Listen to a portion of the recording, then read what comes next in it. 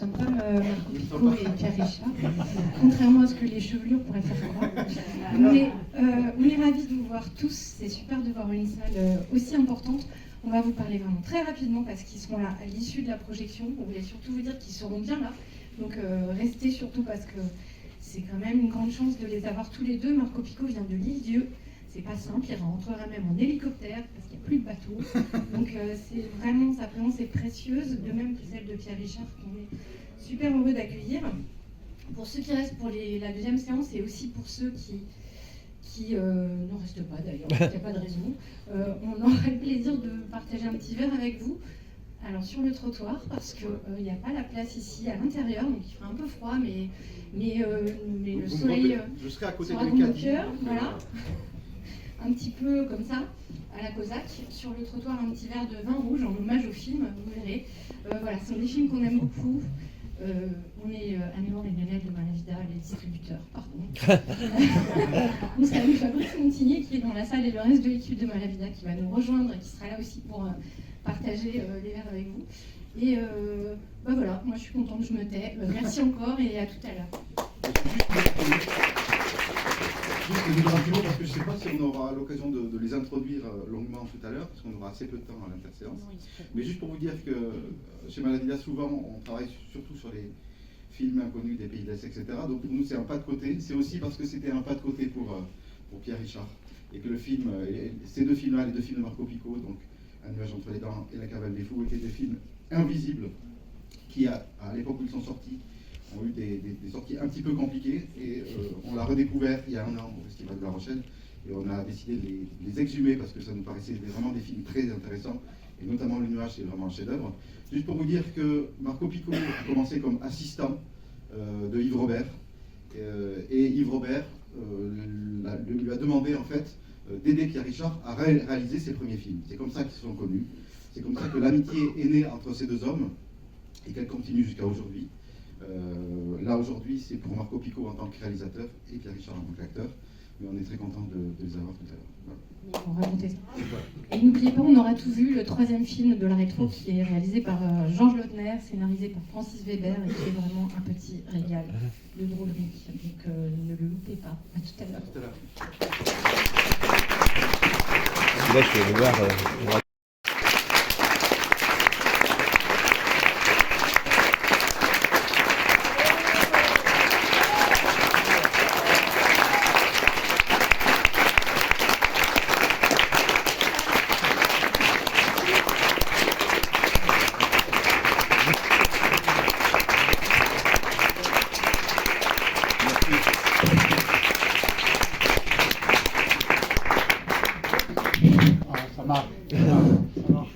Bravo d'être venu.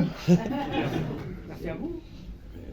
Je voulais vous dire un truc, ce qui me touche beaucoup, c'est que j'ai commencé ma carrière d'assistant sur un film dans la rue Champollion, et il y a 57 ans.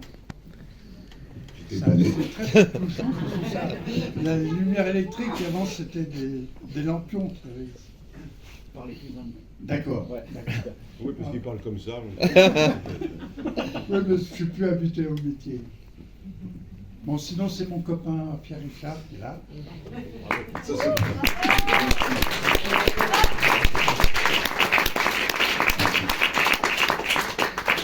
Et je suis très content de le connaître parce qu'il nous a bien fait rire.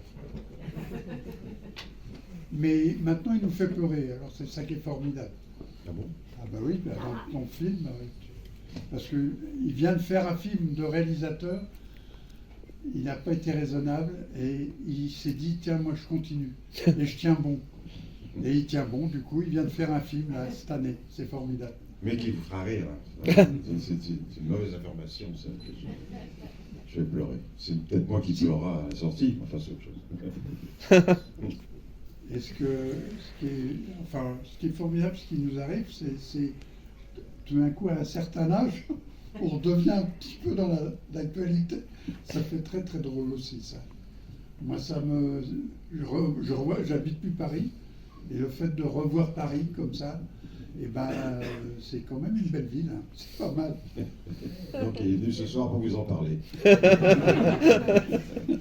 Alors, si vous avez des questions à poser sur Paris, vous pouvez me demander. Vous pouvez peut-être nous raconter votre rencontre, votre première rencontre. Première rencontre, C'est alors, avant le film. c'est Yves Robert, en fait, qui nous a... Enfin, moi, je connaissais Pierre d'avant qu'il soit Pierre Richard, il était au Cheval d'Or et tout ça. Et, C'est quoi le cheval d'or? C'était un petit cabaret qui était en haut de la montagne Sainte-Geneviève. Ah oui. Et il y avait plein de gens qui passaient, dont nous, mais j'étais totalement inconnu. D'ailleurs, ceux qui passaient en même temps que moi l'été aussi, il y en a certains qui le sont devenus. Même de temps en temps, on y voyait De Vos qui venait me montrer un sketch. Il devait le tester, mais il était déjà quelqu'un. Enfin bref, j'ai passé là pendant plusieurs mois, 1 ou 2 ans. Après, je suis descendu, et puis après c'était l'Écluse qui est tout à côté. L'Écluse avec Barbara, enfin voilà. Et c'est à ce moment-là peut-être que, parce que je l'ai coupé, et donc je lui rends la parole, qu'on s'est connus. Et puis ensuite, moi j'ai été l'assistant de Pierre d'Yves Robert. Et il m'a dit, tiens, j'ai un petit jeune qui il va faire son premier film, c'est Le Distrait et tout ça. Malheureusement, moi je faisais un autre film avec Christian Chalon. Mais il me dit, si tu pouvais quand même voir un plan de travail et puis lui expliquer comment ça se passe. Donc j'ai un peu comme ça, par amitié pour Yves, je lui ai montré comment on faisait un plan de travail, un truc comme ça. Et puis, du coup, il a fait son film. Du coup, son film a bien marché, donc il a pu faire un deuxième film. Et ça s'appelle Les Malheurs d'Alfred. Et Pierre, il a pensé à moi en me disant, j'aimerais bien qu'on travaille ensemble. Et puis, quand on a commencé à travailler ensemble, on est devenus amis tous les deux. Parce que autant par rapport au cinéma, à l'amour du cinéma, mais pour la pêche, pour des trucs qui sont complètement extérieurs à ce métier. Il faut dire que j'avais jamais fait de film, j'avais même pas fait de court-métrage, rien. Et j'avais besoin quand même d'un conseiller qui était là tous les jours. Il était mon conseiller sur Les Malheurs d'Alfred, qui n'était pas un film forcément facile à faire. De toute façon, aucun film n'est facile à faire. Et donc, il était mon conseiller. C'est comme ça que non seulement on est devenus amis, mais en plus, j'avais une grande confiance en son jugement. Et c'est pour ça, parce qu'on arrive maintenant, pour arriver au film de tout à l'heure, que vous avez vu, on y arrive. Quand, après Le Grand Blond, j'avais tourné Le Grand Blond avec Une chaussure noire avec Yves Robert, et c'est quand j'ai fini Le Grand Blond qu'il m'a proposé ce film, et Yves Robert a traîné des pieds pour le produire, mais à cette époque, comme je sortais du Grand Blond, il n'a pas osé dire non. Ça, c'est pas les producteurs. Hein. Et à ce moment-là, j'avais ce petit pouvoir quand même de lui dire je vais le faire. Il a accepté, et c'est comme ça que j'ai fait Le Nuage entre les dents. Je dois dire que j'avais 2 raisons de faire ce film.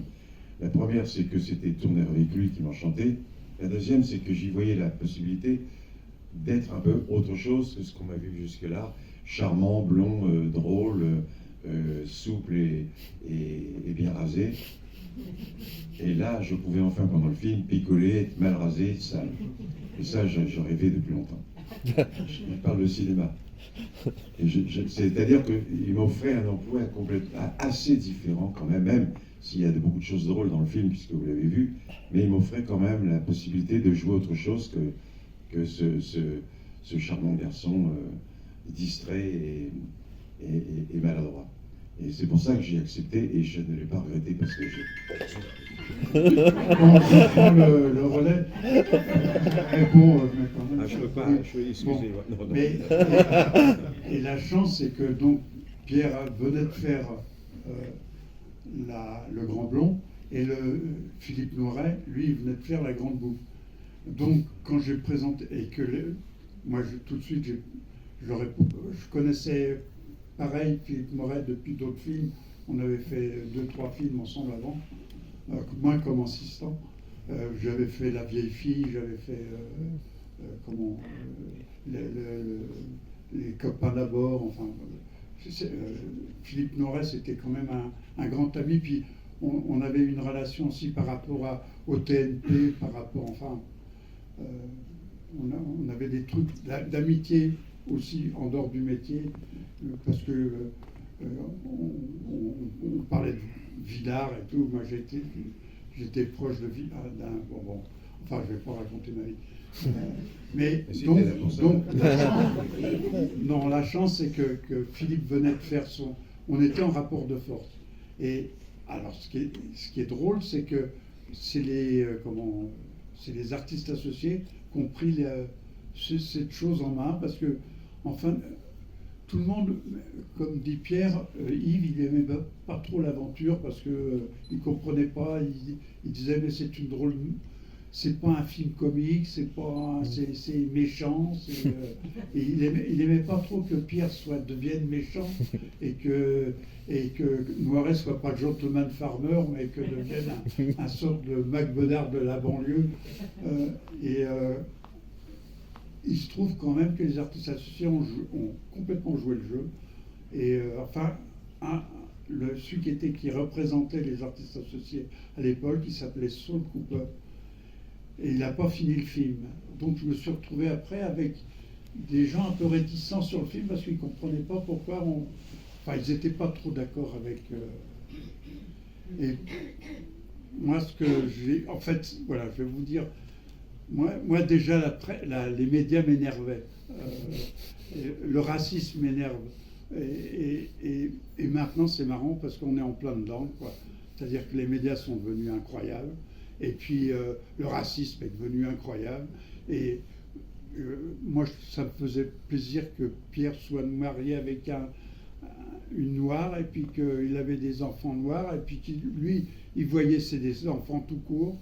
Et puis c'était un moyen à l'époque de remuer un peu on nous montrait un Paris un peu propre, alors que tout se cassait, que les quartiers entiers changeaient, et pour les rendre plus propres, quoi, plus présentables. Et je crois que maintenant ce film a une vérité, parce que ma colère d'avant, elle est maintenant latente dans la ville, quoi, de Paris. Voilà. Bon, là, j'ai parlé un peu, là. Bon, je reprends pour la place. Non, mais moi... S'il vous plaît.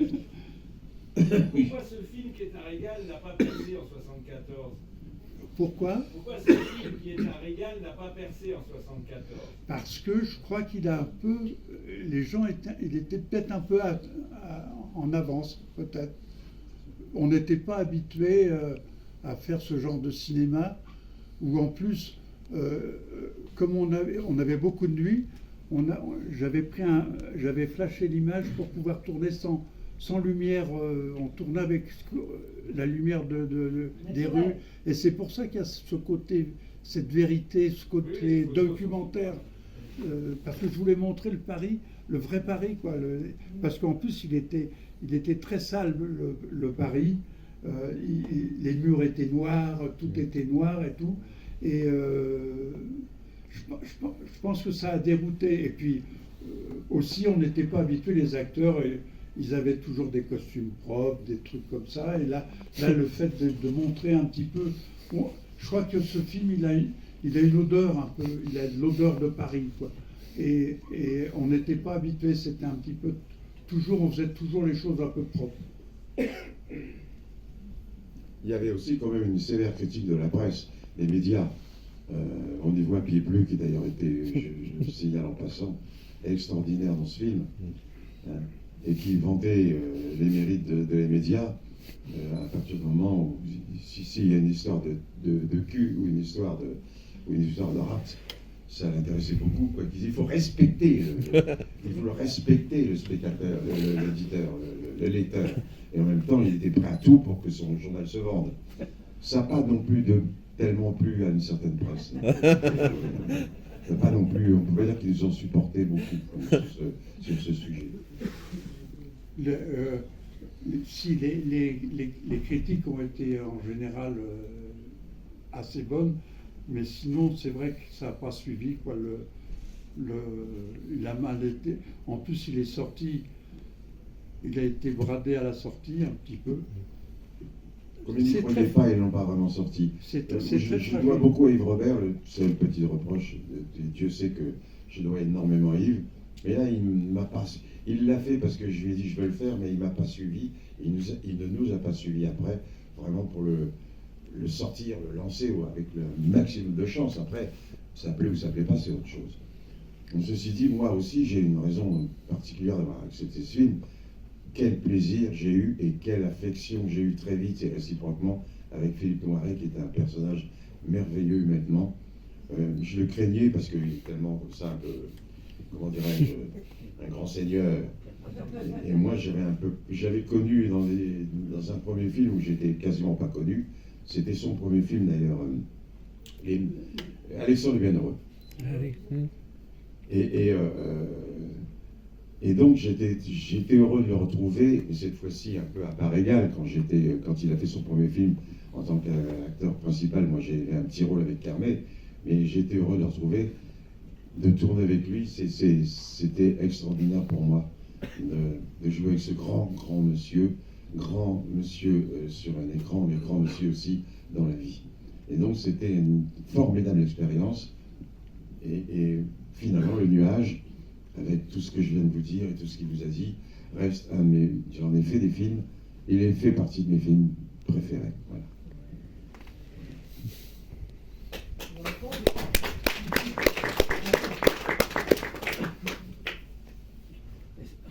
C'était le premier rôle de Hélène Vincent. Oui, alors, Hélène Vincent, je l'ai connue, j'ai travaillé avec René Alliot dans les Camisards. Et dans les Camisards, il y avait vraiment tout le théâtre. Tout le théâtre. Et Hélène Vincent, il y avait Jean-Pierre Vincent, son mari à l'époque. Hélène Vincent, et ce qui est incroyable, c'est que après, elle a fait de la carrière qu'on sait au théâtre et au cinéma.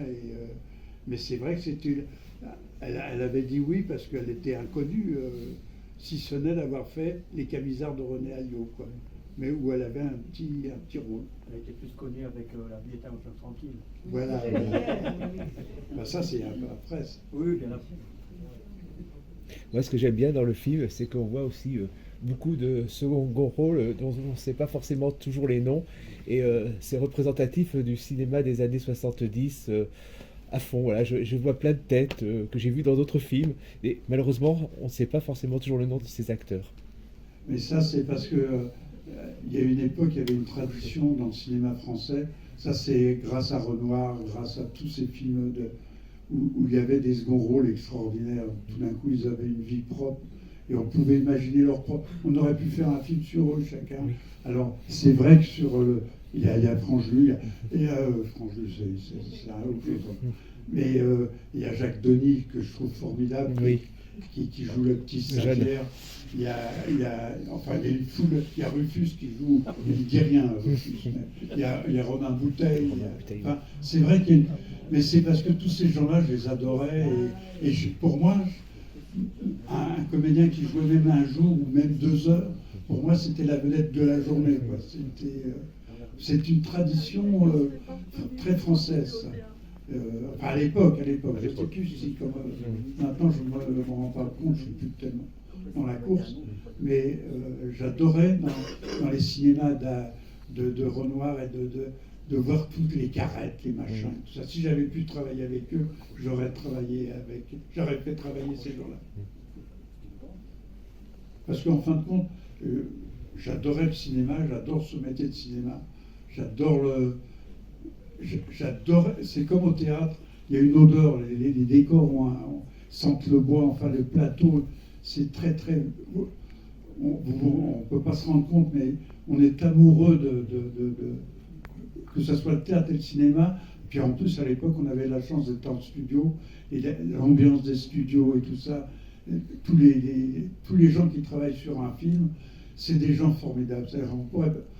On ne se rend pas compte que tout le monde est important que chaque élément d'une équipe, et en plus moi j'avais une équipe rêvée parce que c'était des grands techniciens de l'époque, quoi. Ma script par exemple avait fait Casque d'or, et j'interrogeais chacun, c'était des dictionnaires, quoi. D'ailleurs je regrette qu'on n'interroge pas suffisamment tous les techniciens qui nous entourent pour faire le film, parce qu'ils sont indispensables. Et là, je les remercie, parce que grâce à eux, le cinéma existe, quoi.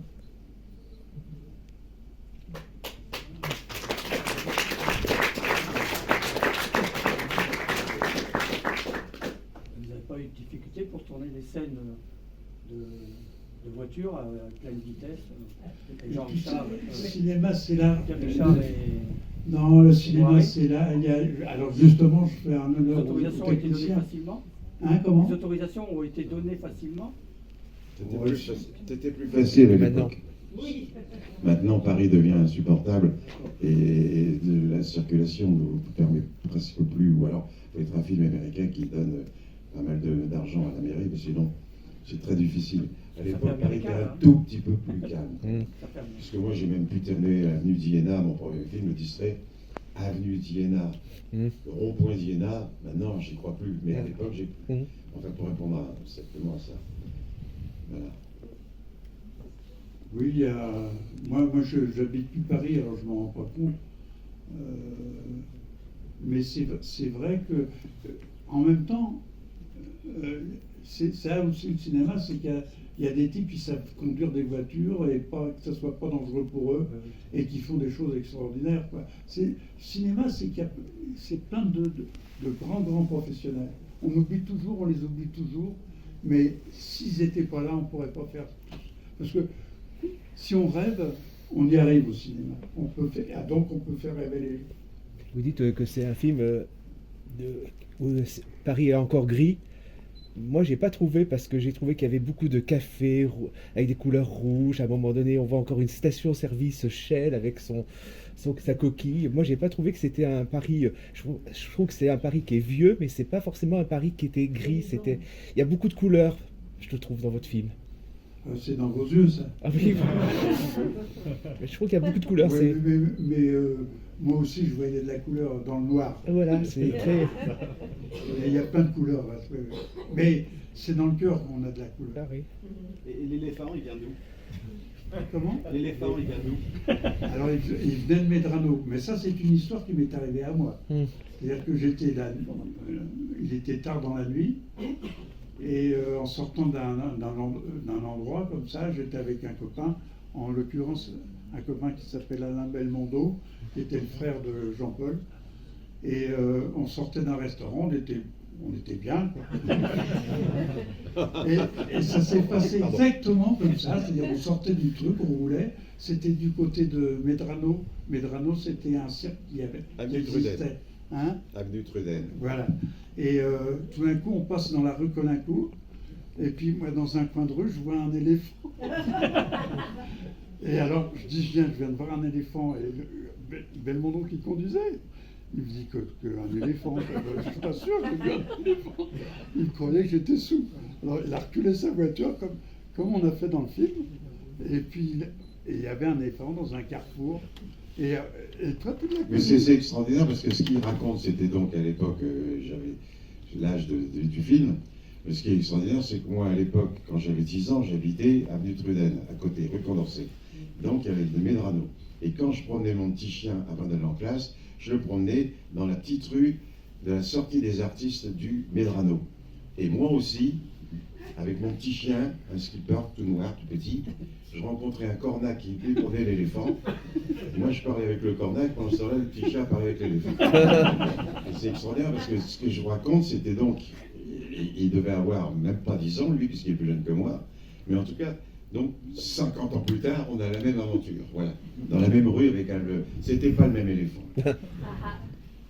Je sais parce c'était un bel éléphant. C'est impressionnant parce que, en fait, un éléphant, c'est énorme dans une rue. Le premier étage, il peut regarder dans le premier étage, quoi. Mais il fallait bien qu'il le promène pendant la guerre, comme il n'y avait pas de voiture, il le promenait tous les matins, cette petite rue, je rencontrais mon cornac. Il y a une question ici. C'est gentil. Il y a un acteur que que je trouve formidable, Claude Pieplu, que dans une certaine période on a beaucoup vu, mais toujours dans les seconds rôles. Et je me posais la question, comment est-ce que vous expliquez que je l'ai jamais vu dans un premier rôle? Enfin, c'est toujours des bons seconds rôles. J'entends rien. Pourquoi est-ce que Le Pieplu n'a jamais fait Il de est un premier grand rôle? acteur, ce qui est vrai, et pourquoi il n'a jamais été dans les premiers rôles. Parce qu'il a vraiment une main grande marquante. Il a joué un film Après, ça dépasse, non? avec. Il a fait un seul film en premier rôle. Et je crois que c'était un film de Denis de la Patelière. Et puis plus joué un curé dedans. Je crois que c'était un.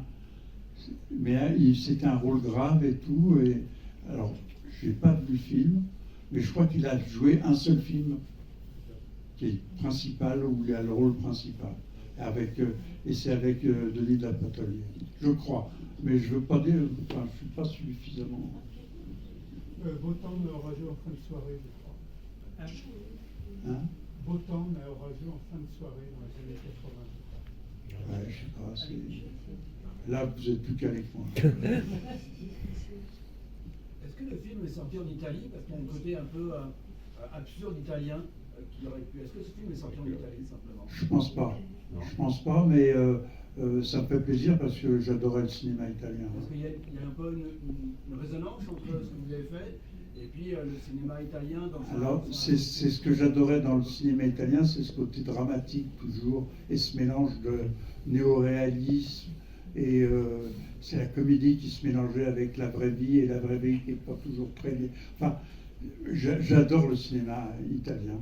Et moi-même, je me sens un petit peu plus du sud que parisien. Il y a du Dino Risi chez vous, je trouve. Comment? Dino Risi, beaucoup, je trouve. Oui, non, mais tout ça, ça me fait plaisir. Moi, de toute façon, mes maîtres, c'est Vittorio De Sica, c'est Rossellini, c'est tous ces gens-là. Pour moi, c'est comme j'aime beaucoup le cinéma américain aussi, mais les Italiens, c'est mes frères, enfin, ou non, mes grands, mes parents, mon papa et mes papas. Dans ce film, quelle est la part de liberté que vous laissez aux acteurs? La part de liberté que vous laissez aux acteurs pour Toute la liberté, parce que au cinéma, il y a deux sortes de réalisateurs. Il y a les réalisateurs qui volent et les réalisateurs qui violent. Et en général, alors je cite un exemple, c'est des types comme Clouseau ou Piala, c'était des violeurs, ce qu'on appelle.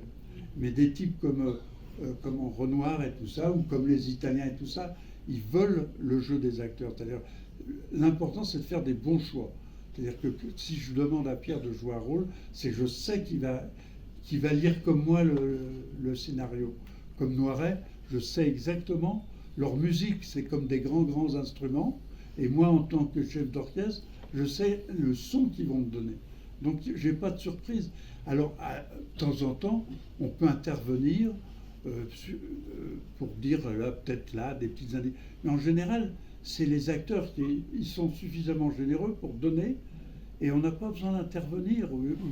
Il faut assez peu intervenir pour surtout pas casser le miracle de la manière dont ils ont rêvé leur personnage.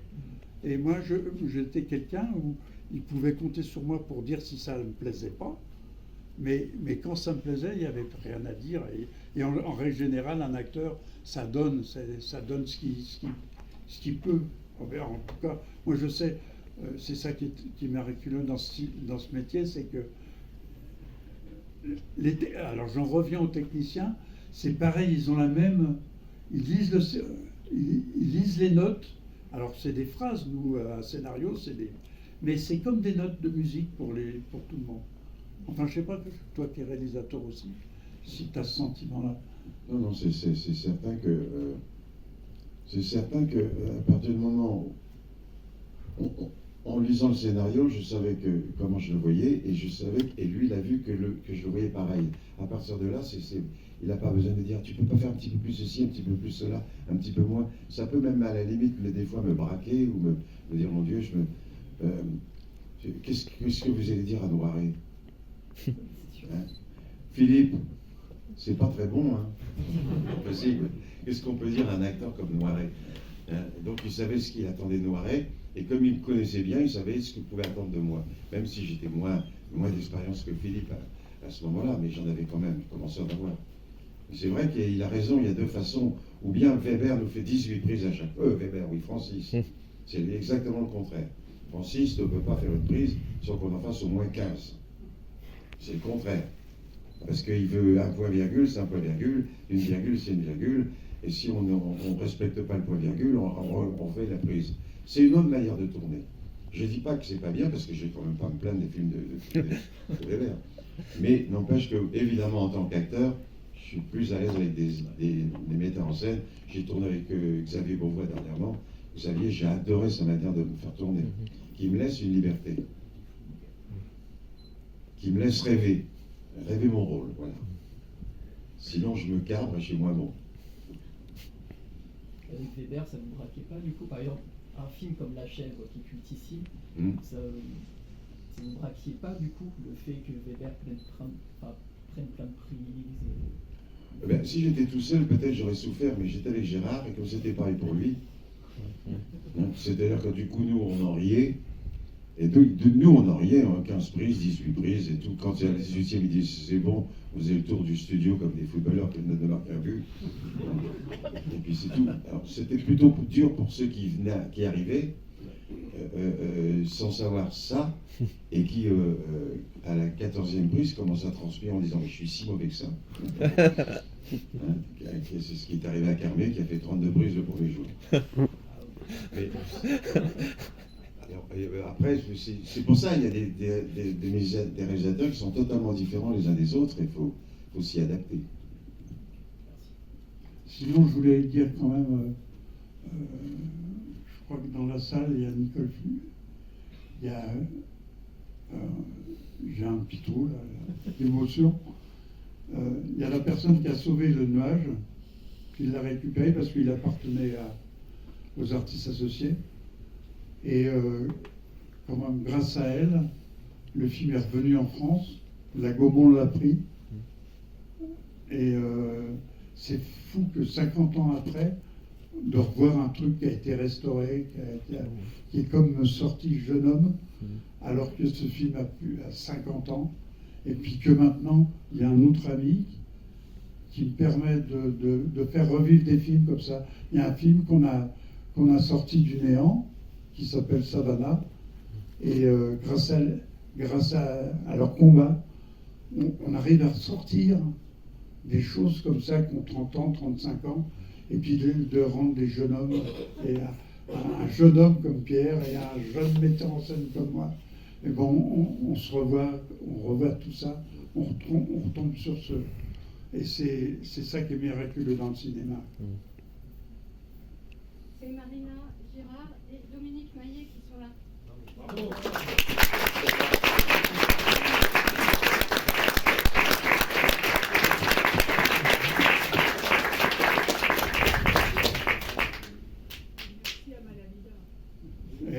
Oui, mais ça, oui, bien sûr. Mais c'est parce qu'il y a des gens qui aiment le cinéma encore, quoi. Est-ce qu'il y a quelque chose qui vous a sauté aux yeux ou interpellé quand vous l'avez revu récemment, j'imagine, après des années? Des choses qui sautent aux yeux?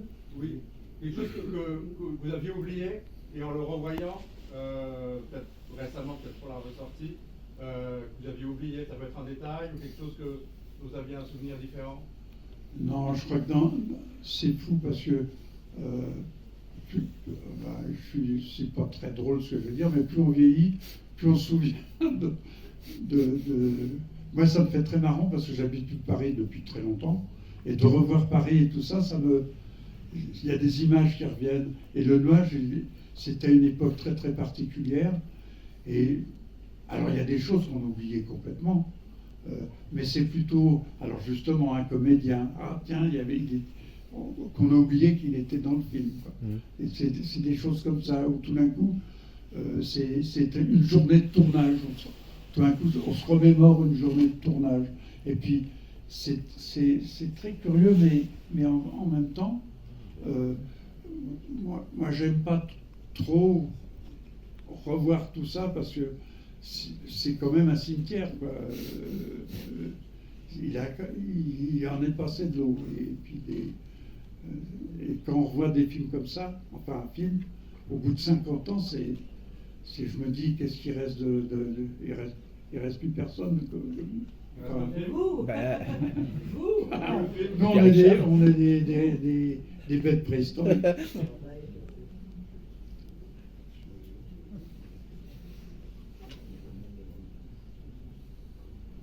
Bon, je crois que... oui. D'où est venue l'idée du film? Comme personne ne nous dit rien, on y va. On peut continuer si vous voulez, mais... 3 minutes. On a encore 3 minutes. Je voulais juste savoir d'où venait l'idée du scénario, de l'inspiration pour le film, d'où ça venait. Non, l'inspiration, c'est ce que je vous ai dit, c'est la couleur que j'avais contre la formation. Parce qu'on passe du coq, c'est vrai que quand on voit les actualités, on passe du coq à l'âne. Alors on dit, tiens, il y a telle personne qui est née, puis il y a telle personne qui est morte, et puis il y a la guerre là, et il y a la paix là, enfin, il y a beaucoup plus de guerres. Alors moi, tout ça, ça me révoltait quand même, déjà. Et puis déjà, ce que je ressentais à l'époque, il y a 50 ans, on sentait revenir le racisme, on sentait c'est tout ça que j'ai voulu raconter, parce que les colères de maintenant, je les avais déjà il y a très longtemps. Et tous les deux, on se mettait en colère de plein de choses, quoi. Parce que c'est un monde qui est maintenant... je trouve qu'on rentre dans un truc un petit peu comme dans le film, quoi. Et je pense que si le film, il interpelle un peu, c'est parce que on rentre dans le vif du sujet, quoi. Moi, j'ai trouvé que c'était un film de couple, parce que Pierre Richard, on le voit jamais, il n'y a aucune scène avec sa femme, toutes les scènes sont avec Philippe Noiret, et à la fin, c'est une vraie scène dans cette cour de la police, là, c'est une vraie scène de ménage, en fait, qui se font, et ce qui est très drôle, c'est qu'ensuite, on les revoit de nouveau dans la voiture, comme dans un couple, en fait. Mais vous avez remarqué, c'est un film de forcené. Oui. Il tourne comme un forcené. Il avait au moins 30 ans d'avance sur la manière de tourner, c'est parti comme... C'est comme les films américains, mais avant que ce soit comme ça, ils tournent comme un forcené. Nous, on jouait comme des forcenés. Moi, je braillais, je traversais des rues, je manquais de me faire écraser par une voiture. J'arrivais dans le café, pendant ce temps-là, lui au téléphone, il hurlait. Pendant tout le film, on jouait comme des... Et moi, évidemment, ça me va bien, moi. Hein. C'est pas la lenteur. Il est très soupoulé. Je suis soupoulé tout le temps dans la vie. Donc, ça l'est servi. Je peux crier, je peux hurler. Évidemment, Philippe avec sa voix de centaure, et moi qui me disais, t'as une voix de centaure, tu vas voir. À la fin du film, j'ai hurlé encore plus haut, plus vite. Mais tu vas voir ce que tu vas voir. Pour moi, il faut s'amuser. Hein. Je parle pas de... Et lui, avec ses caméras, c'est incroyable comme il joue avec ses caméras. Rien à voir avec... il n'est pas jamais posé. Enfin, avec de droite à gauche. C'est un film de fou, forcené. C'est peut-être possible pour ça que les gens font oula, que c'est ça. C'est super comme mot de la fin. Merci d'être venu. Hein.